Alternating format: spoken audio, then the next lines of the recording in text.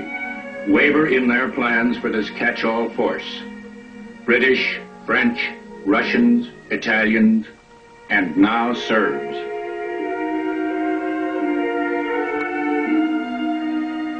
Salonika becomes a vast internment camp, a front without a strategy. It is the Serbs, finally, that will supply it with a purpose: to cross the mountain border to their homeland and create their Yugoslavia. It will take 2 more years of waiting, while the war moves on to other fronts, other promised lands.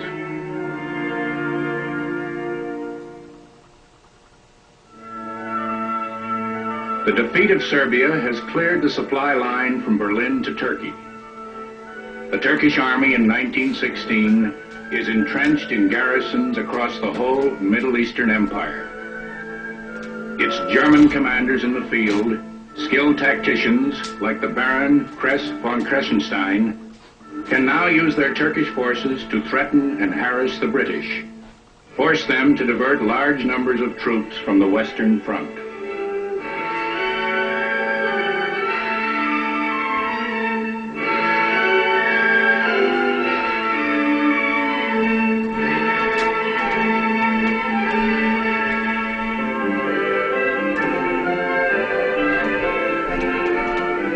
To forestall the Turkish threat, the British in the spring of 1916 move out to establish a new defense line beyond striking range of the Suez Canal. A vast armed exodus east into Sinai.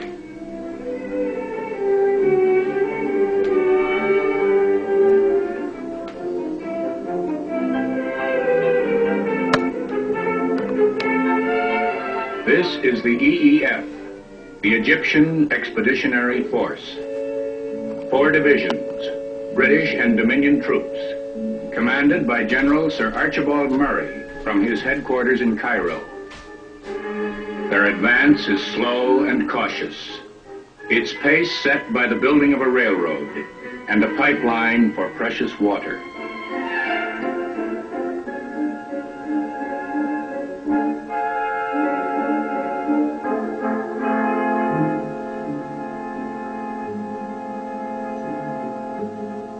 As the British advance, their plans grow more ambitious.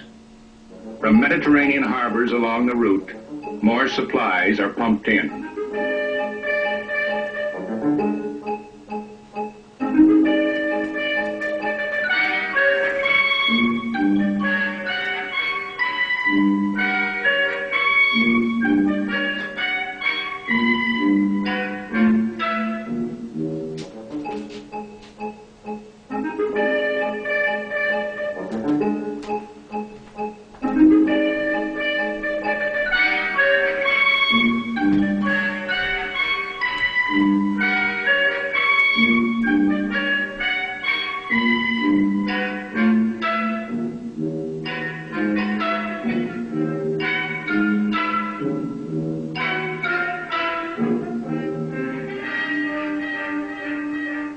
It is the build-up for an offensive.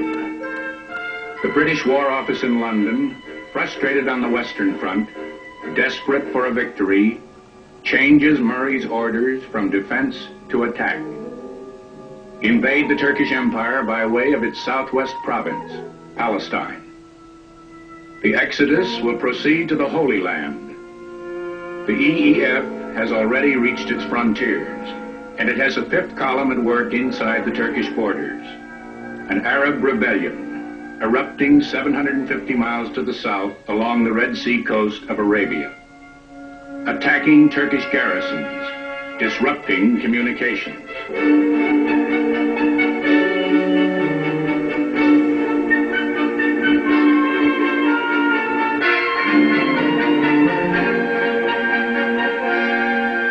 Stirrings of Arab nationalism rallying around a rebel sheikh named Hussein. One of his sons, Prince Faisal, becomes the chosen instrument of the British, chosen by a young liaison officer from the EEF headquarters in Cairo, named Thomas Edward Lawrence. Lawrence of Arabia, a small man 5 feet 5, impish and somewhat effete.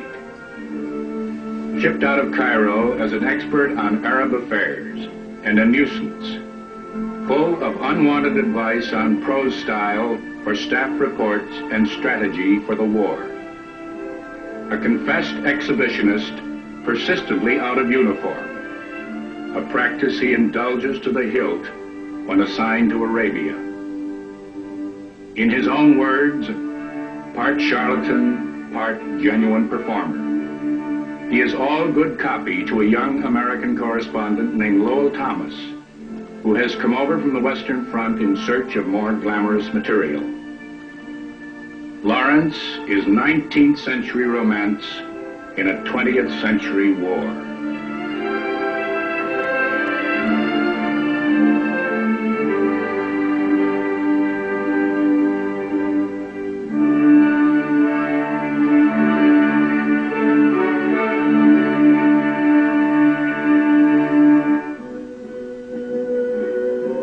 Lawrence organizes rebellion into a movement, the movement into a guerrilla army. With Faisal in January 1917, he leads the army north toward his own romantic goal, to revive the ancient kingdom of the Arabs, a dream that Allied diplomats have already undermined with their own plans for carving up the Middle East.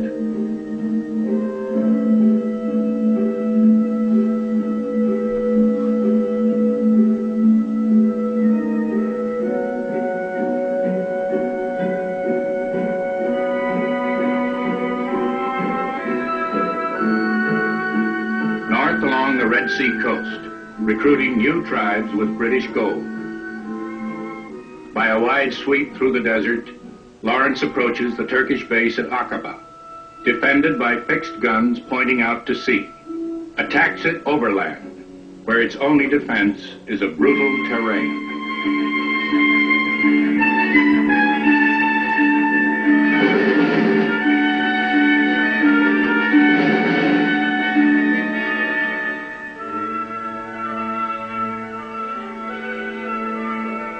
With the surrender of the Turkish garrison at Aqaba, Lawrence secures a new base for the British and brings his Arab force into position alongside the EEF for a joint advance into Palestine.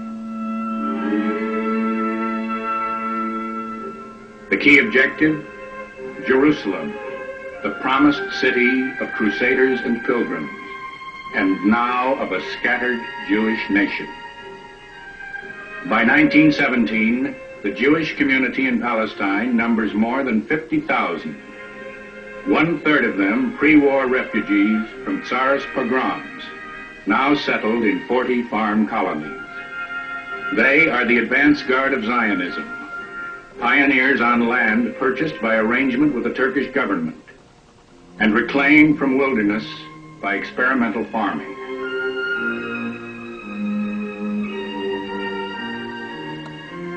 The Zionist movement appeals to the sympathy and self-interest of major powers, German and Allied.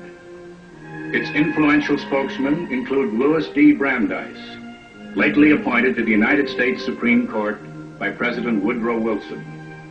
In England, Russian refugee Chaim Weizmann, who developed a new explosive for the British and is a friend of Lloyd George. Lionel Walter Rothschild, British naturalist and philanthropist. In a letter to Lord Rothschild on November 2nd, 1917, Foreign Secretary Arthur Balfour expresses his government's formal, though vaguely worded commitment to the Zionist idea. The Balfour Declaration is timed to coincide with the British drive on Jerusalem.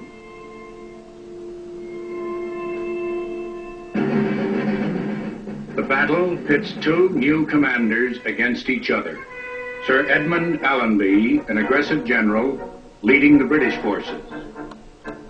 Leading the Turks is a demoted German general, Erich von Falkenhayn, who crushed the Serbs but failed at Verdun.